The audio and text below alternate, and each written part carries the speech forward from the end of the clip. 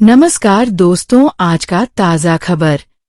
Ukraine युद्ध रुकवाने के लिए पुतिन को मनाने की अमेरिका की हर कोशिश नाकाम। अब क्या करेंगे ट्रंप? तो वही शहबाज शरीफ कटोरा लेकर पहुंचे सऊदी अरब।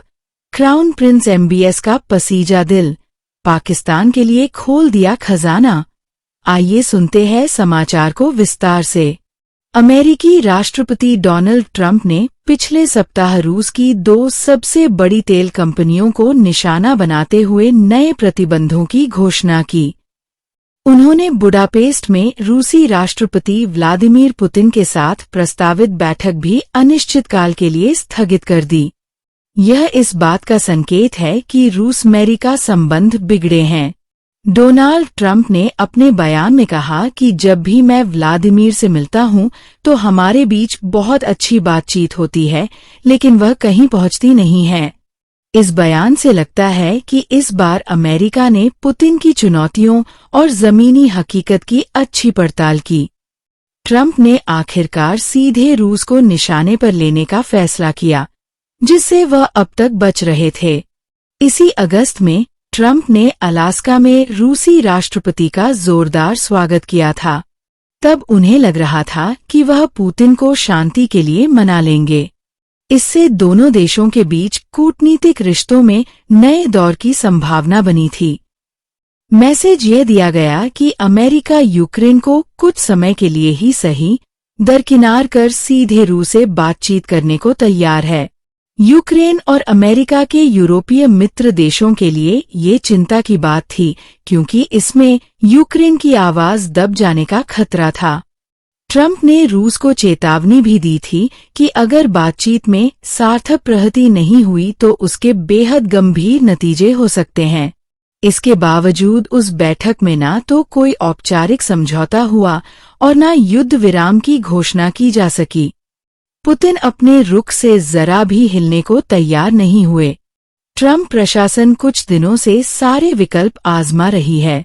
एक तरफ यूक्रेन को लंबी दूरी की टॉमहॉक मिसाइलें देने की बात चल रही थी, तो दूसरी तरफ ट्रंप ये भी कह रहे थे कि युद्ध समाप्त करने के लिए यूक्रेन रूस को कब्जा की हुई जमीन के सवाल पर कुछ रियायतें देने को राजी हो जाए। अमेरिकी विदेश मंत्री मार्को रूबियो रूस के विदेश मंत्री सर्गेई लावरोव से भी मिलेश उन्हें एक बार फिर कह दिया गया कि रूस युद्ध विराम के बजाय ऐसा शांति समझौता चाहता है जिसमें युद्ध के कारणों का निदान हो। हालांकि ये बातचीत भी आगे नहीं बढ़ सकी। अमेरिका ने आखिरकार इस निरर्थक युद्ध को बंद करने से पुतिन के इनकार के मद्देनजर रूस की 2 सबसे बड़ी तेल कंपनियों रोजनेफ्ट और लुकोइल पर प्रतिबंध लगाने की घोषणा कर दी। इसी समय यूरोप ने भी रूस से लिक्विफाइड नेचुरल गैस के आयात पर रोक लगाने का ऐलान किया। हालांकि रूस का कहना है कि उसने पश्चिमी प्रतिबंधों के खिलाफ मजबूत प्रतिरोध हासिल कर लिया है और वह पूरे आत्मविश्वास के साथ अपनी आर्थिक व ऊर्जा संबंधी क्षमताओं को विकसित करना जारी रखेगा। यूक्रेनी राष्ट्रपति जेलेंस्की जरूर ये कहते हुए इसका स्वागत कर रहे हैं कि अधिक से अधिक दबाव से ही रूस को बातचीत की मेज पर लाया जा सकता है। उनके लिए चिंता की बात यह भी है कि सर्दियां आ रही हैं। यूक्रेन के एनर्जी इंफ्रास्ट्रक्चर पर रूसी हमले बढ़ते जा रहे हैं। हालांकि इन प्रतिबंधों का कोई खास असर तभी नजर आएगा जब ये दीर्घकालिक योजना का हिस्सा हों। अभी ये साफ नहीं है कि अमेरिका का यह दबाव तात्कालिक है या ट्रंप प्रशासन अपने इस रुख पर टिका रहने वाला है। अमेरिकी रुख में यह बदलाव भारत के लिए भी दुविधा की स्थिति पैदा कर रहा है। एक तरफ रूस से कच्चा तेल खरीदने की नीति है, तो दूसरी तरफ अमेरिका के परोक्ष प्रतिबंधों की जद में आने का खतरा, वह भी ऐसे समय जब उसके साथ व्यापार समझौते पर बातचीत चल रही है। ये देखना होगा कि अमेरिकी प्रतिबंधों पर अमल रूस से भारत को होने वाली तेल सप्लाई को किस हद तक प्रभावित करता है और क्या रूस कोई रास्ता निकाल पाता है। जब रूस से तेल निर्यात में कमी के चलते ग्लोबल मार्केट में भाव चढ़ने लगेंगे तो नई दिल्ली को पश्चिम एशिया, अफ्रीका और अमेरिका में भी तेल के वैकल्पिक स्रोत सुनिश्चित करने होंगे। तो वही दूसरी तरफ पाकिस्तान के प्रधानमंत्री शहबाज शरीफ सऊदी अरब के दौरे पर पहुंचे हैं। शरीफ ने सोमवार को रियाद में सऊदी क्राउन प्रिंस मोहम्मद बिन सलमान से मुलाकात की है। दोनों नेताओं ने द्विपक्षीय संबंधों को मजबूत करने और आर्थिक सहयोग बढ़ाने पर चर्चा की है। कमजोर अर्थव्यवस्था के चलते मुश्किल से जूझ रहे पाकिस्तान के लिए शरीफ का ये दौरा अच्छा साबित हुआ है। मोहम्मद बिन सलमान ने कई ऐसे ऐलान किए हैं जो पाकिस्तान को आर्थिक तौर पर बड़ा सहारा साबित हो सकते हैं।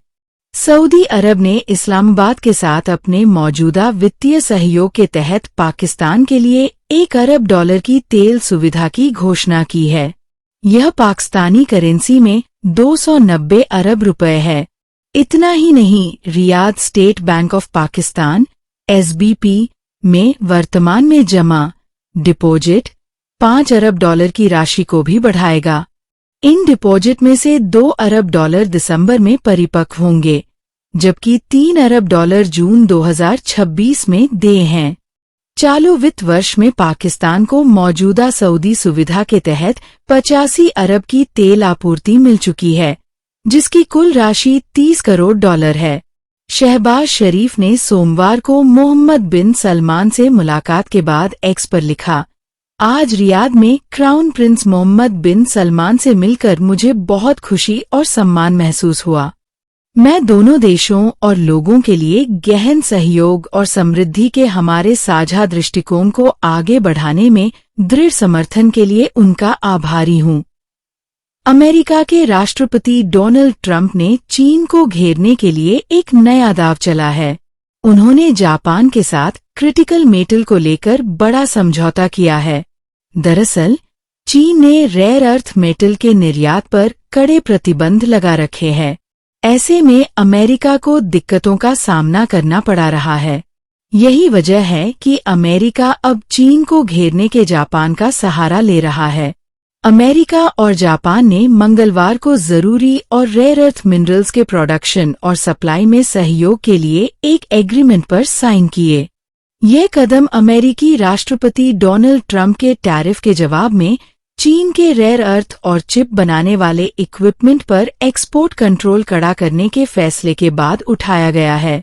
यह डील ट्रंप के टोक्यो दौरे के दौरान हुई, जहां उन्होंने जापान की नई प्रधानमंत्री सुनाए ताकाइची से पहली बार मुलाकात की।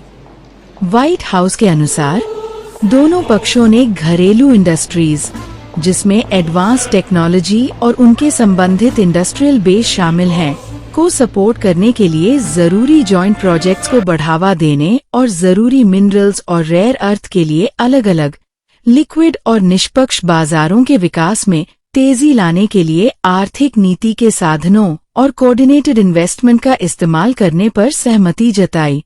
चीन दुनिया के 90% रेयर अर्थ को प्रोसेस करता है। उसने हाल ही में एक्सपोर्ट पर पाबंदियां बढ़ा दी हैं और अपनी कंट्रोल लिस्ट में नए एलिमेंट्स जोड़े हैं। उन्होंने उन विदेशी प्रोड्यूसर्स पर भी अपनी निगरानी कड़ी कर दी है जो चीनी मटेरियल पर निर्भर हैं। इसके उलट अमेरिका में सिर्फ एक ही रेयर अर्थ माइन चालू है और वह इलेक्ट्रिक गाड़ियों और एडवांस मैन्युफैक्चरिंग के लिए जरूरी मिनरल्स को सुरक्षित करने की दौड़ में लगा हुआ है। ट्रंप गुरुवार को चीनी राष्ट्रपति शी जिनपिंग से मिलेंगे। ऐसे आपको क्या लगता है इन सब मामलों में? आपकी क्या राय है? कमेंट कर जरूर बताएं।